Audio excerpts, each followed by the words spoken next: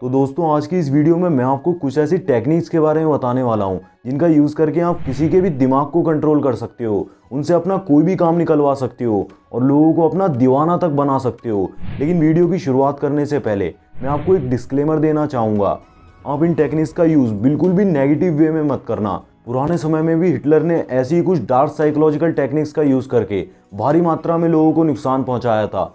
बल्कि आप इन टेक्निक्स का यूज़ उन लोगों से बचने के लिए करना जो कि इन टेक्निक्स का यूज़ करके आपको फंसाना चाहते हैं। तो चलिए बात करते हैं हमारी उन 5 डार्क साइकोलॉजिकल टेक्निक्स के बारे में।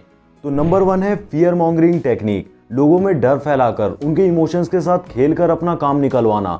बस तुम एक बार लोगों में डर पैदा कर दो, फिर जो तुम चाहोगे वही लोग करेंगे। इसका सबसे बेस्ट एग्जाम्पल हिटलर हो सकता है। उसने सारे लोगों में डर फैला दिया कि जूस लोग तुम्हें मार देंगे और मीडिया और प्रोपागेंडा का यूज करके लोगों को बहुत ही ज्यादा डरा दिया। और ऐसी ही डरी हुई जनता की वजह से उसने काफी सारे देशों पर कब्जा कर लिया। बस उसने लोगों के मन में डर बैठा दिया कि जूस लोग तुम्हें मार देंगे।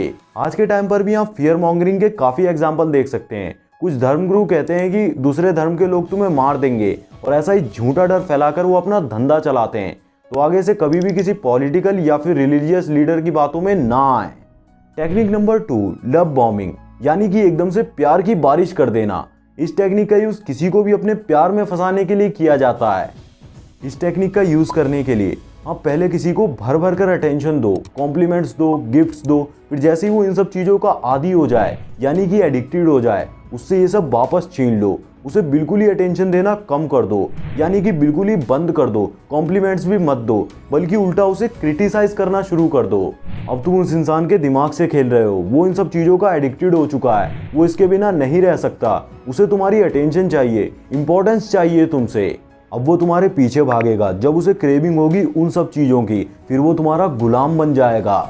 अगर आप भी इस टेक्निक का शिकार नहीं होना चाहते तो इन सारी बातों को ध्यान में रखना। अगर कोई आते ही कॉम्प्लीमेंट्स पे कॉम्प्लीमेंट्स देना शुरू कर दे और ये कहे कि मैं तुमसे बहुत प्यार करता हूँ, मैं तुम्हारे बिना नहीं रह सकता, तो समझ लेना कोई गड़बड़ है। वो आपसे कोई काम निकलवाना चाह रहा है, या फिर वो प्यार की बारिश कर दे तो भी गड़बड़ है।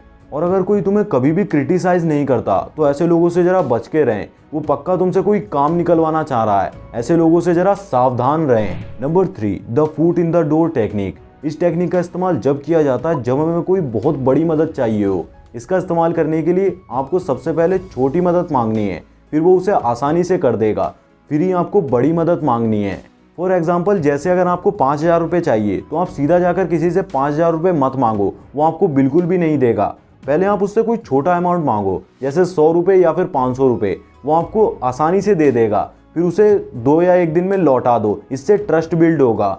फिर उससे बड़ा अमाउंट मांगो, वो आपको पक्का देगा। ये टेक्निक जरूर काम करेगी। ज़्यादातर लोग इस टेक्निक का यूज़ उधारी बढ़ाने के लिए, लोगों को लूटने के लिए करते हैं, लेकिन आप इस टेक्निक का यूज़ बिल्कुल भी नेगेटिव वे में मत करना।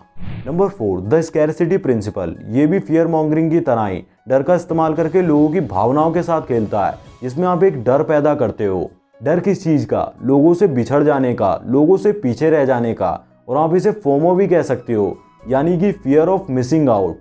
हर इंसान को ये डर रहता है कि मैं कहीं किसी से पीछे ना रह जाऊं। तो आप उसके इसी डर का इस्तेमाल करके इस टेक्निक की मदद से आप उससे अपना कोई भी काम निकलवा सकते हो। इसमें आपको कुछ नहीं करना, बस आपको ऐसा दिखाना है कि जो भी चीज़ वो लेने जा रहे हैं वो बहुत कम बची है या फिर ख़त्म होने वाली है।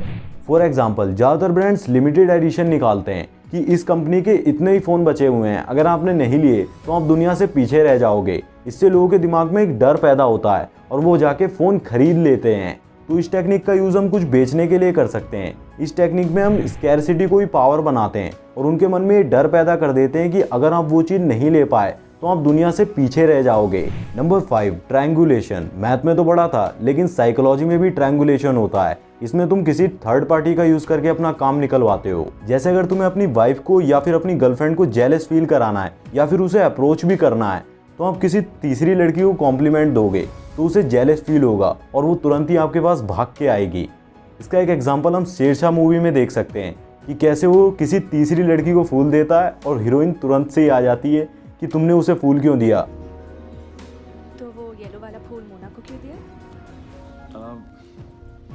इसको आप एक और तरह से यूज़ कर सकते हैं, जिसमें आप इसे पॉजिटिव वे में और नेगेटिव वे में दोनों तरह से यूज़ कर सकते हैं। जैसे कि अगर 2 पर्सन लड़ रहे हैं तो आप उनके बीच का सहारा बन सकते हैं, या तो उन्हें आप समझा सकते हैं और उनका झगड़ा रुकवा सकते हैं, या फिर उन दोनों को आपस में और ज़्यादा लड़वा के उन दोनों की साइड लेके आप और ज़्यादा सुपीरियर बन सकते हैं। लेकिन आप इसका नेगेटिव वे में बिल्कुल भी यूज़ ना करें, पॉजिटिव वे में यूज़ करें। तो दोस्तों ये थी डार्क साइकोलॉजी टेक्निक्स। इनका यूज़ आप नेगेटिव वे में बिल्कुल भी ना करें, और इनका यूज़ सिर्फ इसीलिए करें कि जो लोग आपके साथ इन टेक्निक्स का यूज़ कर रहे हैं या फिर आप शिकार हो रहे हो तो उससे बचने के लिए इनका यूज़ करें। तो दोस्तों आज की वीडियो के लिए बस इतना ही। मैं मिलता हूँ आपसे नई वीडियो में न्यू टॉपिक के साथ। तब तक वीडियोस को देखते रहें और सीखते रहें। जय श्री राम, जय हिंद, जय भारत।